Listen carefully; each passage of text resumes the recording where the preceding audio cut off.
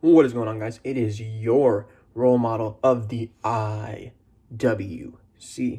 Gamers Goon here today with your AEW August 5th review. Last night's show was a really good show. Obviously, it had its ups and downs, like always. But before we get into what was Dynamite this week, I want to go over what happened on Monday over on the YouTube channel, just because it is relevant to AEW. I want to talk about the women's tag team tournament to begin this show specifically. I'll be doing this for the next few reviews as the tag team tournament continues.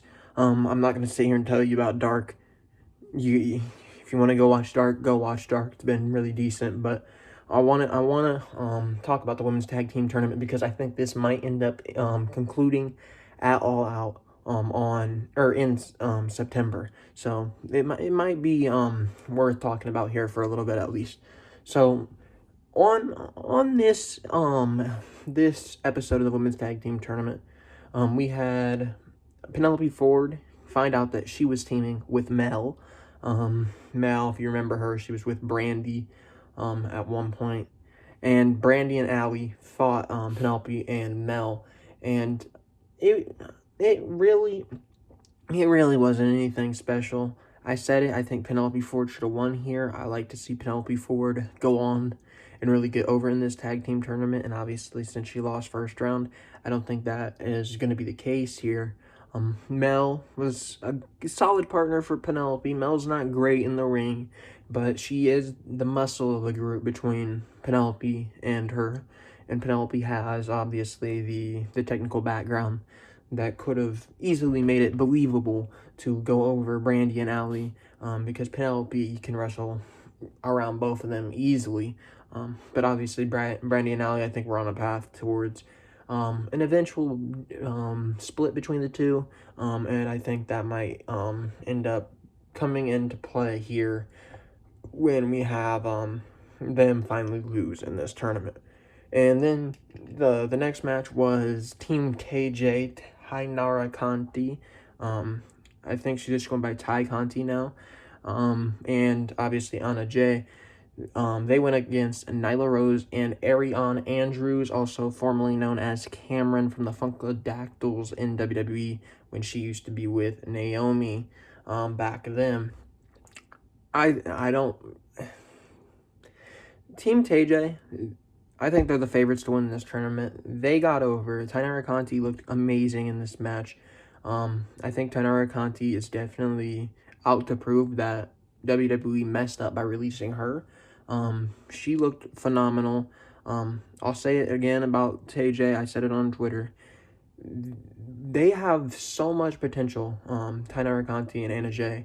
The only problem is I don't think they're at the place they need to be in the ring just yet, that it may even take another year or two before they're at their peak. But both of them really good. They're the team that needed to win this match. The only problem I had with this match is it looked like they might have booked themselves in a corner here because you can't have Nyla lose. But obviously bringing in Ariane Andrews, somebody that I don't think is going to be getting an AEW contract anytime soon. I think she's just a one-off here. She took the pin. Nyla gets frustrated with Ariane after the match, and then Nyla takes out her frustration on Ariane. We might get a match with Nyla and Ariane Andrews, but I think a lot of people can agree with me that Team TJ is who needs to either be in the finals or win the whole thing. I think both of them are really solid. They have a lot of potential. They're both very young. Tainara Conti, very judo type of style, strike oriented. I think it could really work out with her in AEW. I think it would be a really solid pickup for the brand. And then obviously Anna Jay, a lot of people been coming around on her because she's pretty solid, but she's still a little green. I think both of them will eventually get there in another year or two, and I think they could both be very valuable assets to that women's division. Now let's get into the big show. Let's get into Dynamite. Let's get into what you came here for. Let's start it right off hot, just like the show was. we're starting off with the 12-man tag team match between Kenny Omega, Hangman Adam Page, the Young Bucks, and FTR versus Dark Order. You had Stu Grayson in there, Evil Uno, Brody Lee, and then 3 of the other. Colt Cabana was in there too, and then 2 of the other numbers. I think Alan Angels was one of them, and I don't know who the other guy was. But the story being told throughout this match was Dax Harwood. Dax Harwood, he came up with a knee injury early on in the match, and everybody on the team of Kenny Omega, Page, all of them were checking up on Harwood, seeing what was good, except Kenny. Kenny was focused on the match. The Dark Order uses this to take the numbers advantage, while Kenny is the only one in the ring, so you have a 5-on-1 beat down against Kenny. So after that is done, you see Cash Wheeler and a doctor, I forget who the doctor was, they're walking up Dax Harwood, and who's with them? None other than Adam Hangman Page. Hangman walks up with them, and it leaves the Bucks and Kenny in a 6-on-3 situation against the Dark Order. Now, this is very good storytelling. To me, this is telling you that we're going to see Kenny Omega get turned on, or eventually, I don't know if he's going to do the turning or Hangman's going to be doing the turning, but at the end of the thing, it's going to end up with Hangman and FTR together. And maybe we are going to get a reinnervation of the 4 Horsemen with FTR, Hangman, Arn. Maybe Tully can bring Shawn Spears over, and there's your 4 Horsemen of AEW. I might see something like that happen, but at the end of this, I think we're going to end up seeing a partnership with Hangman and FTR, because as of right now, they're getting along really well. They're getting along much better than Kenny and Hangman are, so it'll be interesting to see where that story goes. So next we have Matt Jackson kind of pulling out the charisma of this match. He really just goes around and starts taking out all the members of Dark Order. The only one that he left untouched was Alan Angels here. Then that leads Alan Angels. He's finally going to get his move on Matt Jackson, and Hangman comes on back out to take everyone out. He hits a nice moonsault to the outside of all of the Dark Order except Brody Lee. Brody Lee literally was standing on the ring apron staring at Hangman doing this. Hangman comes back in the ring. Then he throws the lifeless body of, I believe it was Alan Angels, to Brody Lee, and that leads to a tag between Lee and Angels. Then we have a face-to-face with Brody Lee and Adam Hangman Page. And I think that might be a really good match down the line. That might be an all-out match. I'm not sure, but it might be there. So we got that nice little face down here. Then we had Evil Uno and Stu Grayson come on down to pull down the ropes while Hangman was going for the clothesline on Brody Lee. And that leads him to fall out of the ring, and it leads to a suicide dive by Brody Lee, which then he gets back in the ring. He gets Cabana in there. Cabana comes this close to pinning Adam Hangman Page until Kenny Omega rolls on in and breaks it up. Then you had Hangman Page. He just kept kicking out of the big moves that the Dark Order was delivering to him. And then it turned into the super kick party with the Young Bucks. They started super kicking everybody. We had Kenny hit a Snapdragon with the combo into the super kicks of the Young Bucks. Then we had Hangman go for the Buckshot Lariat on Brody Lee. And Brody Lee moves. He almost hits Kenny Omega, once again proving that there is tension between Omega and Page, which allows Lee to hit the discus clothesline and end up picking up the victory over the group of the Young Bucks, Kenny Omega, Hangman Page, and FTR, even though FTR exited early on in this match. The one problem I have here is it was kind of ridiculous. They had a 6-on-3 advantage. The Dark Order shouldn't have struggled here. They should have easily just been able to win this match. They had all the advantages in the world. And then it became a 6-on-4 when Hangman finally did return. There was really no need to have this match go as long as it was, just because of the numbers advantage. The Dark Order, if you want to make them look strong, you got to make them look strong. If they have the numbers advantage, they need to sweep things up quickly, and that's not what happened here. It lasted a little bit too long for what they decided to book it as. And then on top of that, I'm not a big fan of these 12-man matches. Things get confusing real quick. I didn't even know Cabana was in the match when he tried to pin Hangman. It's all over the place. I'm not a big fan of these 12-man matches. I can do a 6-man tag. I can do maybe an 8-man tag, but once it gets to 10 and 12 and anything more than that, I just can't. It's just too confusing. I think there's too much chaos. Don't get me wrong, it was a much better match than last week's multi-man match, but these multi-man matches just don't work. I don't think the only person that might have worked here for, and it's a long shot, is Hangman, just because it's furthering the storyline. But other than that, I don't really see much else it did, because it didn't make the Dark Order look as strong as you might have think it did. Might have thought it did, but it was a really, I mean, it wasn't a bad match. I just feel like these multi-man matches just don't work. They just don't work. Next, we had a Jon Moxley promo. Now, Jon Moxley, I can't wait for him and MJF to be in a feud together. Jon Moxley here with Darby Allin made the main event of AEW last night mean something special, all in one promo. There was no build to it. We know that last week their team, then we announced Darby and Mox. That's your match for the AEW World Championship. There was no story behind it, but Moxley in this one promo didn't only put over Darby Allin, but he made you invested in what was to come. We have Moxley cutting a promo. He said early in his career, it's like he wrestled as a ghost. He was told that he shouldn't wrestle certain people in certain type of matches, the death match, hardcore matches. And he said he sometimes sees why it's a bad idea, but he understands why Darby does it. He understands where he's coming from. He said, I'm no longer the one that people are afraid for. Now I'm the person that is concerned for others' health. And that worries me, because Darby won't stop until Darby can't move. He said, Darby's not going to think about the last time he fought me when I almost broke his neck. He says, I don't want to be the man that ends Darby Allin's career, because he's my favorite guy in AEW. That part right there means everything. When Darby Allin is getting validation as being Moxley's favorite, you know the guy's going to be a star. You know it.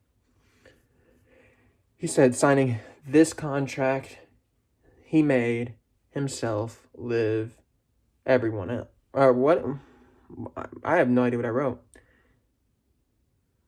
Oh, he made himself like everybody else. It's a typo. He said signing the contract, he made he put himself in the position that, like everybody else before him, he'll have to do what he'll have to do. And he says that Darby, when it's time to stay down, just stay down. Perfect. Exactly what needed to be said. Exactly that was exactly right. I see the similarities. Jon Moxley, early in his career, he wrestled the kind of style that Darby did. Darby still somewhat wrestles it. Darby might be a little more fast-paced than Jon Moxley at certain points. Obviously, Darby he's more athletic in senses of like being able to hit certain moves, but at the end of the day, they're the same style of wrestler at heart. So I see the similarities, and I would really love to see another match between these two. They've had 2 matches already. This one, I think was Darby Allin's second best match. It might even be his best match. But the match that was later on in the night, I'll tell you something. I don't think Jon Moxley has had a better match while defending that title. I don't think Brody Lee was better. that was his best defense. That might have been his best match of AEW. Because what he did with Darby Allin later in the evening was absolutely perfect. Next, we had Proud and Powerful Santana and Ortiz going against the Best Friends. Going into this match, I said it, Proud and Powerful need to win. They need to pick up a string of wins. Proud and Powerful, man. I'm telling you, these guys, I'm not here to be negative towards the tag team division, because that's not the case. They've done an amazing job with the tag team division. But these are the kind of guys that run the division. I'm not saying they need to be the champions right now, but they need to be in contention. They need to be having championship matches here and there. They don't have it. What was their record going into this match? I think it was like 7-5. Now they're 7-6.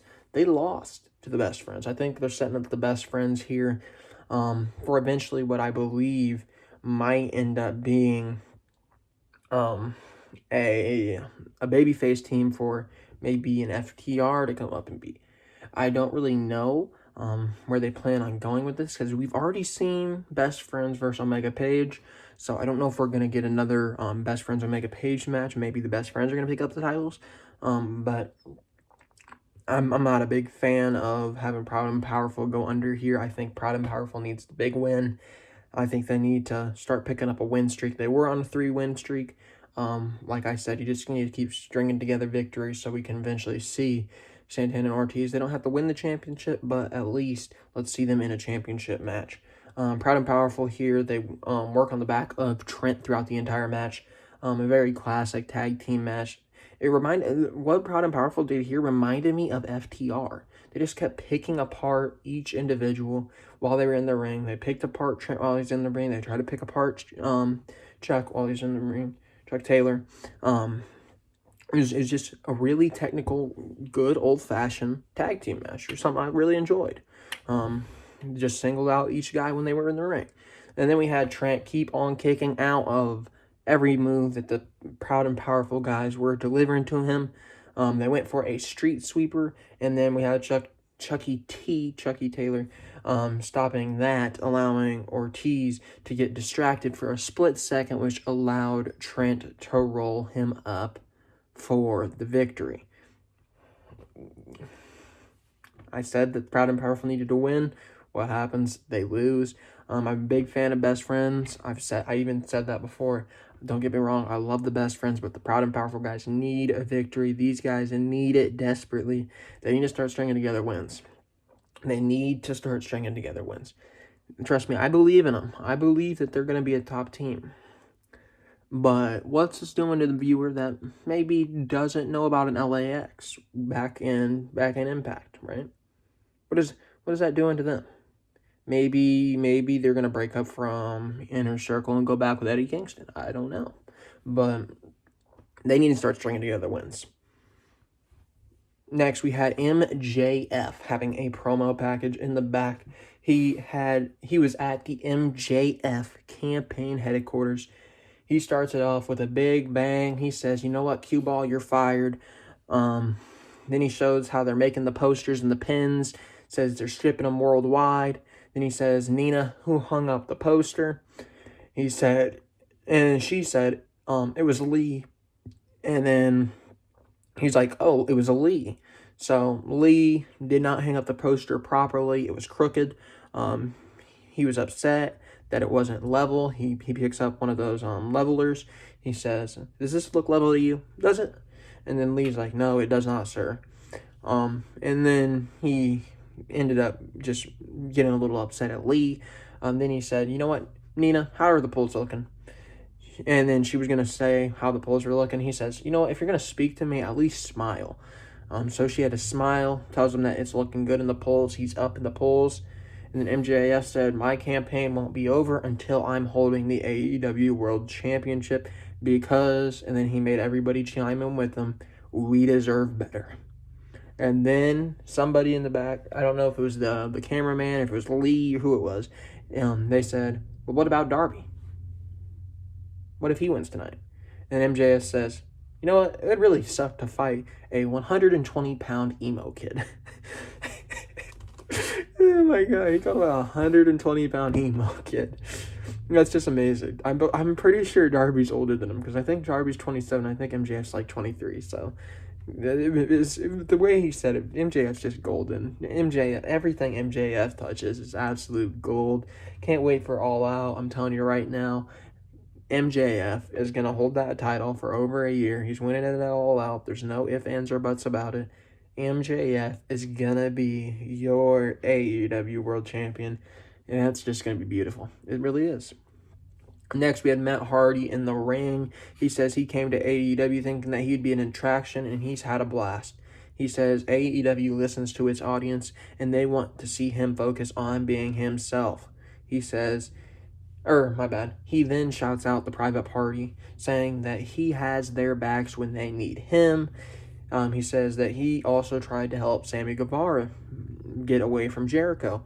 He figured that he should return the favor to Sammy since Sammy disrespected him, and since Sammy slid in on him to attack him, that he figured, you know what, I was going to do the same thing, sliding in and attacking him last week upon his return. And then Sammy slides into the ring as Hardy has his back turned towards him. He turns around, or he sits there, he says, "Sammy, I knew you'd come." Turns around and gets Sammy and throws him all around the arena until he brings out the table, in which Guevara is able to turn the tables here, throws him into the ring post, and it allows him to set up Matt Hardy on the table. And then he goes onto the ramp, leaps off the ramp, and lands on to Matt Hardy. And Matt Hardy is left busted open, cut on the forehead, while he also got put through a table. The stuff between Hardy and Guevara is absolutely great. You already have the validation of a Jericho with MJ, or not MJ. You already have the validation of Jericho here with Guevara, obviously being Jericho's right-hand man, basically. And now you're going to put him in a feud against a very well-notable name in Matt Hardy, who eventually he's going to go over. He's going to beat Matt Hardy. Matt Hardy's not winning against Sammy Guevara. And it's going to be another big name on the notch of Sammy Guevara's career. And it's really great for him. It's really good. I think they know exactly what they want to do with him. Sammy Guevara will be a world champion. They're investing a lot of time into Sammy, so I think they're on the right path with him. I think that they're going to be a very good story here with Hardy and Guevara, and it's really going to get Guevara to the place he needs to be. So it's really good for Sammy Guevara.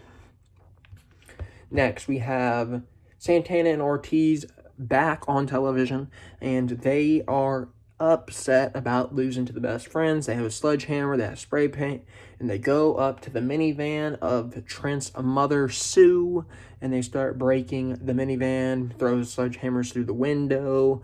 They said, "We're not a joke." Then they end up spraying, painting the car, has Sue with a big X on it, the best, inner circle, you name it, it was on there.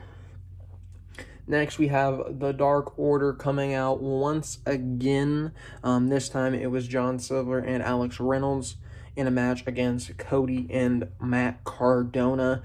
Obviously, this is Matt Cardona's in-ring debut for AEW. He looks in great shape, so this match was already off to a good start. The big story of the match, obviously, is the in-ring debut. He had a pretty he had a hot start once Cody did tag him in. A lot of effort. You could really tell that he wanted to be there. Just put a lot of passion behind everything he did. At the point of the match where it really did change, though, was when Cody went for a sliding takedown in the corner. He ended up injuring the ribs on the ring post. The Dark Order went to pick apart Cody. Cody desperately was in need of a tag, and then he made the tag to Cardona, and the Dark Order began to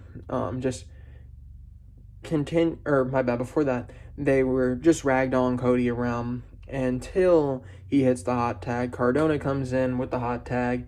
He's going crazy on the Dark Order, hits him with a German into jackknife. Then Cardona ended up kicking out of that because the Dark Order hit him on to the German into the jackknife after his hot start. Then Cody takes out Silver, and then Cardona comes in and he hits the radial silence onto Alex Reynolds to pick up the victory here. Very, very good stuff from both Cardona and Cody. I think that Cody and Cardona could easily be the match at AEW All Out. I think it would be a really good match if that does end up happening. But Matt Cardona here, he looked great. He looked the best he's ever looked since WrestleMania 32 when he won the Intercontinental Championship in that ladder match. Obviously, I don't think it's going to get better from... I mean, that was a huge moment for Zack Ryder, a.k.a. Matt Cardona. I don't know if it will get much better, or... I mean, obviously, there's always potential to be better, but that was a huge moment in his career, especially because his dad was there. But this is the best he's looked since then. That's as much as I'm going to tell you about Cardona. I think he'll be really solid in AEW. And as Cody is walking back up into gorilla position, you have Scorpio Sky come on out. He sits right now. He looks at Cody, pats the championship, and walks away. And next week, we're going to get Sky and Cody for that TNT championship. So that'll be very, very interesting. Next, we come back to the Best Friends being upset after the vandalism, which Proud and Powerful caused. They say, you can do anything to us, but not to my mother's stuff. This is her van. And they said, we'll fight you again if you want to fight, and we will win because we already beat you. And then they said, when we win, you're going to have to personally apologize to Trent's mother. So I don't think there's no way that they're going to lose or win this, because I don't see the Proud and Powerful apologize. I really don't. So, I mean, it will make for another good match, because obviously those two, Proud and Powerful, they can put on great matches with almost anybody. But then the Best Friends, obviously Trent, one of the better in-ring competitors that AEW even has. So it'll be a really good match yet again. But like I said, Proud and Powerful needs to start picking up the wins. And maybe it's All Out. Maybe this match is going to happen at All Out. The third match, I don't know, but Proud and Powerful needs to start picking up wins. Next, we have the commercial break where we have Sammy Guevara back on TV, in the picture-in-picture, having the slides. And he said, hey, Orange, like Hardy versus Inner Circle, you're going to lose. Not only the Demo God, the Master of the Ring, the Master of the Mic, the Master of the Stage, the Master Entertainer, and the Master Debater. Then it comes back on TV, and we have AEW Super Wednesday Debate 2020. Now, this was amazing. This, I mean, if you saw the thumbnail, you'll know what I named the review, The Great Debate. Because we start this off with the return of the Bish. We had Eric Bischoff, returning to TNT. The Bish is back, baby. We had him as the guest moderator. And he goes over the rules. He said we're going to have 5 questions that neither Orange Cassidy nor Chris Jericho have seen prior. He welcomes Orange Cassidy down to the ring. Orange Cassidy comes out. He gives Bischoff the weirdest looking handshake. He's like, he acted like he had no hand. It was amazing. Orange Cassidy's just epic. Then Jericho comes on down to the ring, and he's in an actual suit, not the orange one that Orange Cassidy ruined. So there you have that. And then we started off with the first question. The first question was, why does Jericho and Orange Cassidy hate each other so much? Jericho says it's an easy one to answer. He's glad the OC dressed for the occasion, because obviously Orange Cassidy came in the normal slouch get-up. He said, and you're still a disgrace, Orange Cassidy. And then Orange Cassidy says, you know what? I'll stoop to your level. He puts on a tie. And Jericho says, you know why? You know why I hate him? Because I despise that Orange Cassidy just doesn't take anything serious. I despise all the morons who think he's great. I despise him because he's not the best thing in wrestling. Everyone thinks that the Orange Cassidy is a joke, including him. He says that, my bad. Then he goes on to call him a ginger jackass who plays pocket pool. That's what Jericho called Orange Cassidy. Then Bischoff's like, Orange Cassidy, do you have any rebuttals? Orange Cassidy doesn't say a thing. Jericho says, yeah, of course, Bischoff. He's not going to respond to you. He doesn't talk. So, next question was, who is the better wrestler and the bigger star? Jericho says, don't be an idiot, Bischoff. I'm the champion. I'm the demigod. Orange Cassidy hasn't even left Florida. The best title he won was the biggest slacker in high school. He said that he would bully Orange Cassidy in high school. He'd steal his girlfriend, throw him in lockers, take his lunch money. He says Orange Cassidy is a nerd. He says that Orange Cassidy stands in that filthy jacket, smelling like salami. And then, once again, asked Orange Cassidy if he had anything to say. Orange Cassidy did not speak. Now, this is where it gets really fun. Bischoff says, global sea levels are increasing. What are your thoughts on this topic? Jericho says, next question. That's stupid. Now, I want to play for you what Orange Cassidy said, because I couldn't even take notes about this. This was brilliant. I'm sure this one's going to really register here with Mr. Cassidy, but global sea levels have been rising over the past century, and the rate has increased in recent decades. What are your thoughts on this very serious global situation? What? Chef, what are you talking about? That's got nothing to do with this situation. Next question. Mr. Cassidy?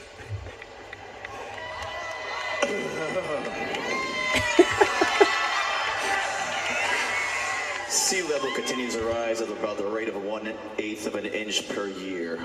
A higher sea level enables storm surges to push further inland and therefore increase the extremely dangerous flooding in coastal communities.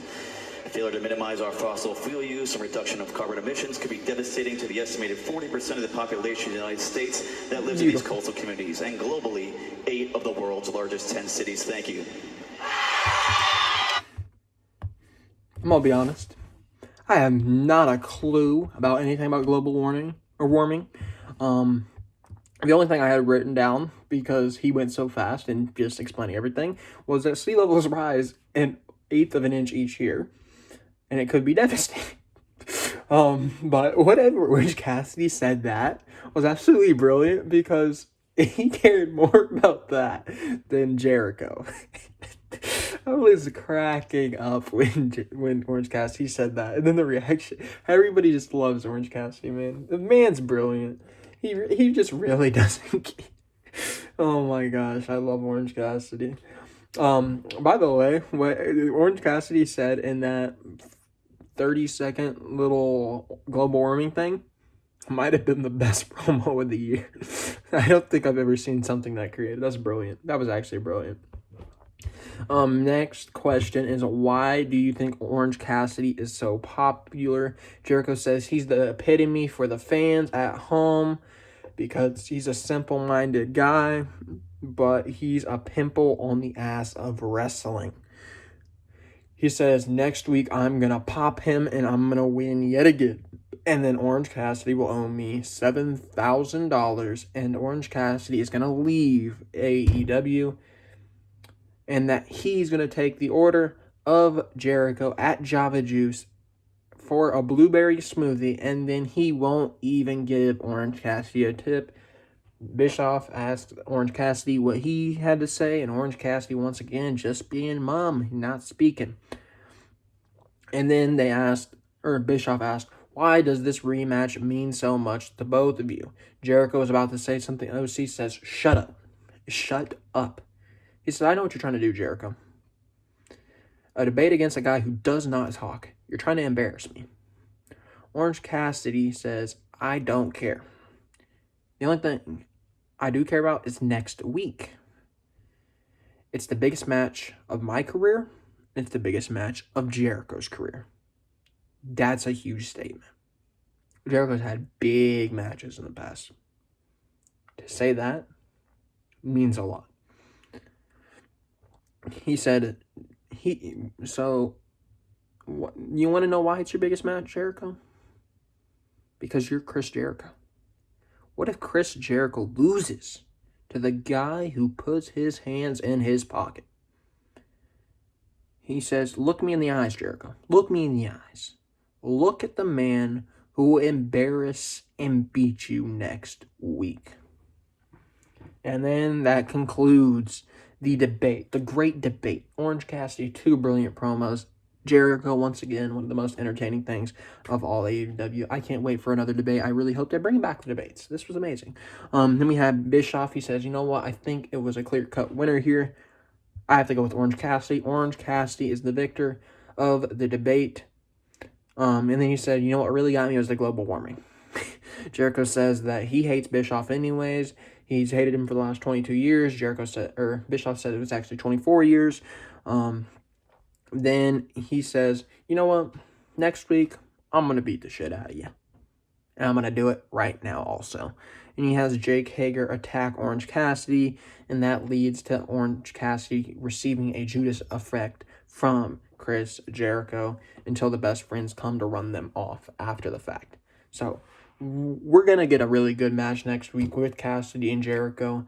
It's going to be something that I think a lot of people are going to be looking forward to.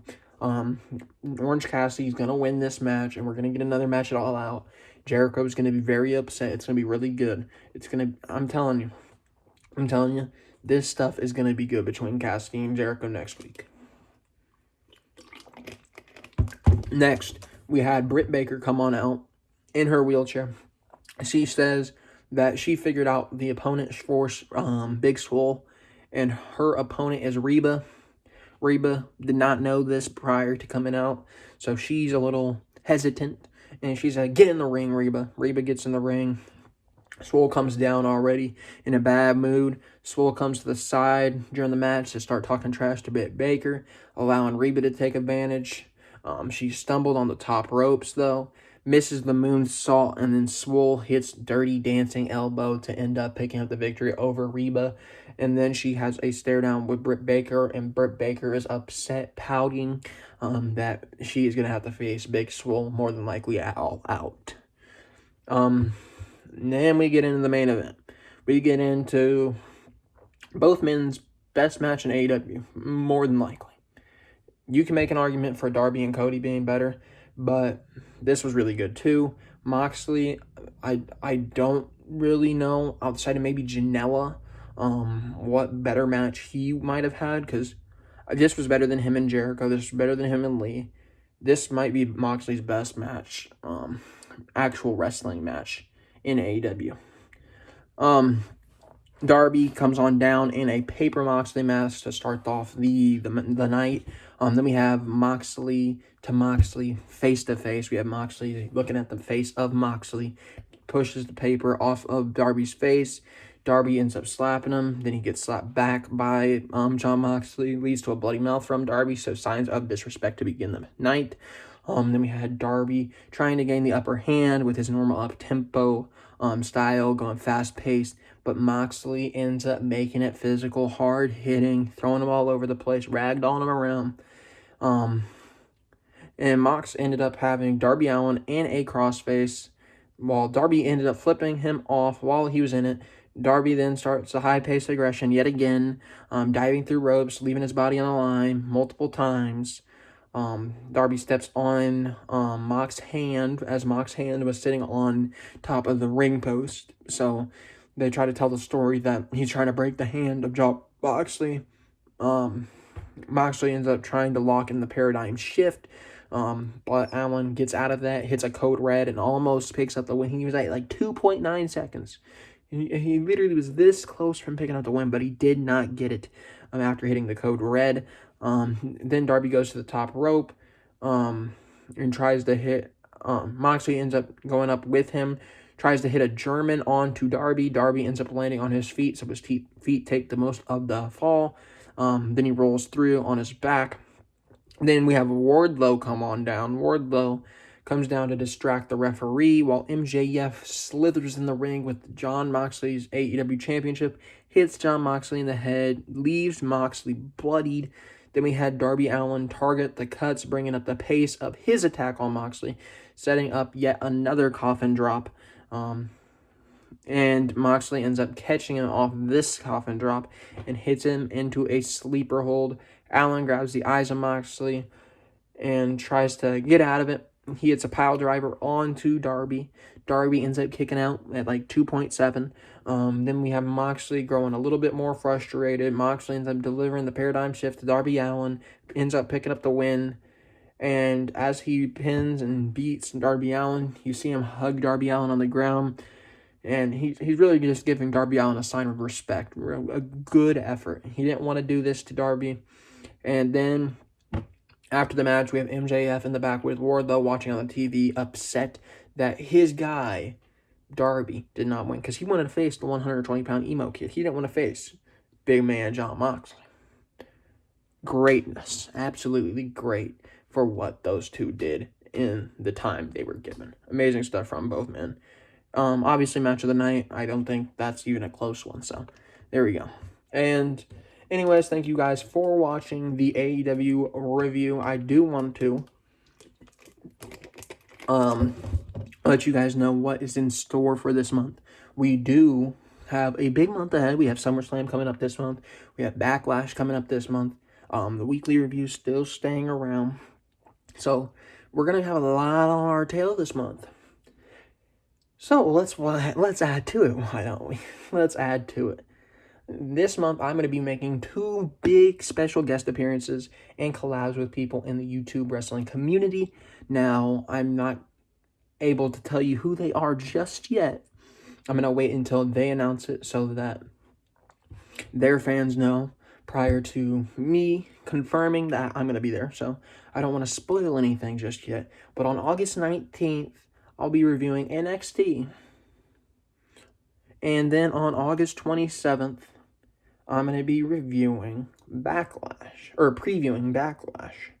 So once they release the information, I'll announce over here on YouTube, and I'll probably tweet about it too. But for now, just know, there's a lot of stuff in the works. There's some collabs coming up. I'm going to be shouting them out once I do get on there. So we'll see how that pans out. But we have a big month of August planned out. 2 big collabs. We have a lot of stuff to get done this month. We have SummerSlam right around the corner. We have Backlash coming up right after SummerSlam. It's going to be a busy month. It's going to be a busy end of August. So I will see you guys in the next video. As always, make sure you like, subscribe, comment, do whatever you guys feel is necessary. And if you're not following me over on Twitter, it's GamersGoonYT, and then on Instagram, thegoongameryt. But if you want to contact me for anything, just go the Twitter route, because I'm on there daily. The Instagram, I check maybe twice a week. So make sure you're over on the Twitter if you want to keep up to date with what I am doing, and if you want to see who I might be special guesting on. We'll talk about that more in the upcoming weeks. But anyways, for now, it's been your boy, the role model of the IWC Gamers Goon. And for now, I'm going to be getting on out of here.